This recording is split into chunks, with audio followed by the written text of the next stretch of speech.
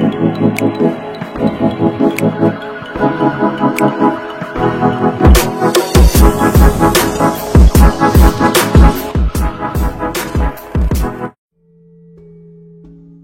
zaman kerajaan Majapahit, seorang Kamituwo ditempatkan di Sampang Madura, di mana pangkatnya hanya sebagai patih. Kepatihan ini bisa dikatakan berdiri sendiri. Keraton Sampang bertempat di Madegan, dan saat kekuasaan Majapahit mulai mundur, berkuasalah di Sampang Aryo Lembu Peteng, seorang putra Raja Majapahit dengan Putri Campa.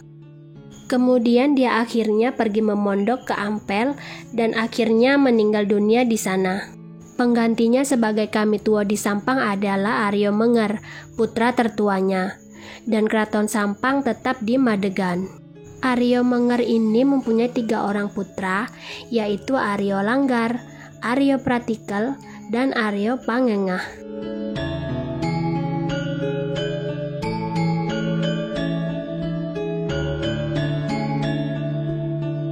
Aryo Pratikel bertempat tinggal di Pulau Gili Mandangin atau Pulau Kambing, sedangkan Aryo Panengah bertempat tinggal di Karangantang dan bergelar Pulang Jiwo. Aryo Pratikel mempunyai anak perempuan yang kawin dengan Aryo Pojok dan mempunyai anak namanya Kiai Demang. Demangan adalah tempat kelahirannya. Setelah dewasa, Demang sering pergi ke beberapa tempat yang dipandang keramat, dan lalu ia bertapa di sana beberapa hari lamanya. Suatu ketika, dia tertidur di tempat pertapaannya dan bermimpi disuruh berjalan terus ke arah barat daya menuju desa Plakaran. Demang kemudian bangun dari tidurnya, lalu bergegas pulang dan meminta izin pada orang tuanya untuk memenuhi panggilan dalam mimpinya tersebut. Sebetulnya ayah dan ibunya tidak setuju, namun karena kemauan sang anak sangat kuat, maka mau tidak mau akhirnya mereka mengizinkan Demang. Konon, selama dalam perjalanan ke arah barat daya, Demang makan seadanya, buah-buahan, daun-daunan, dan apa saja yang dapat dimakan. Tidurnya pun di sebarang tempat. Dia tidur di bawah pohon, di hutan di mana ia temui untuk berteduh dan bermalam. Suatu ketika, Demang sedang melepaskan lelah dan ia berhenti. Tiba-tiba seorang perempuan tua datang memberikan suatu bungkusan dari daun-daun. Dibukalah bungkusan itu. Terdapat 40 buah bunga nagasari.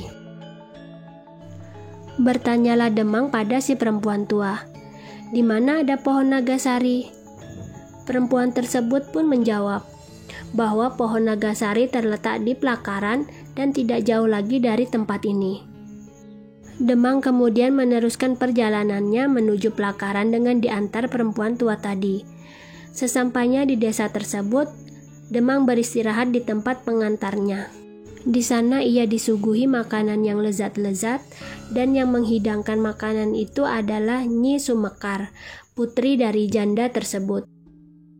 Demang jatuh cinta pada Nyi Sumekar, dan tidak beberapa lama setelah itu mereka pun menikah. Kemudian mereka mendirikan rumah besar yang orang-orang sebut Keraton Kota Anyar atau Arosbaya.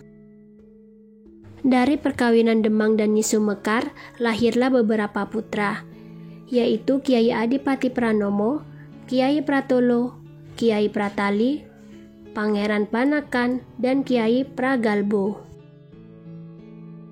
Suatu hari, Demang mendapat mimpi bahwa kelak yang akan menggantikan dirinya adalah Kiai Pragalbo, yang akan menurunkan pemimpin-pemimpin masyarakat yang baik.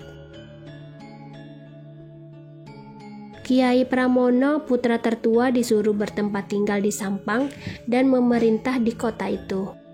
Kiai Pramono menikah dengan seorang putri Wonorono di Pamekasan, sehingga ia juga menguasai Pamekasan.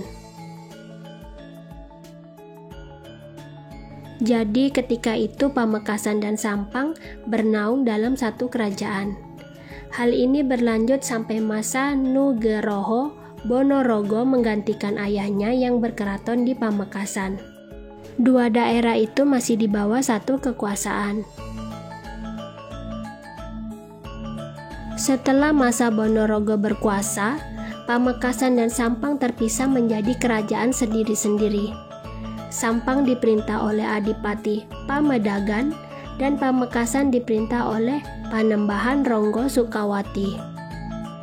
Keduanya ini adalah putra dari Ponorogo.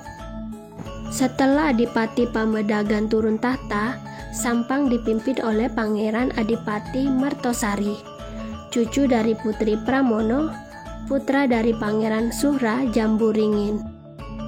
Demikianlah diceritakan bahwa memang menjadi kenyataan Kiai Demang banyak menurunkan raja-raja di Madura.